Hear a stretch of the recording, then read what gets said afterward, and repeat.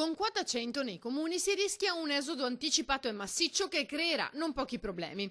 L'allarme arriva dalla presidente di ANCI Veneto, Pavanello, che esprime le sue preoccupazioni. Tutti siamo d'accordo di avere un ricambio generazionale, ma le procedure attuali per il reclutamento del personale dei comuni ci lasceranno certamente scoperti per più di un anno con queste procedure che ci sono oggi.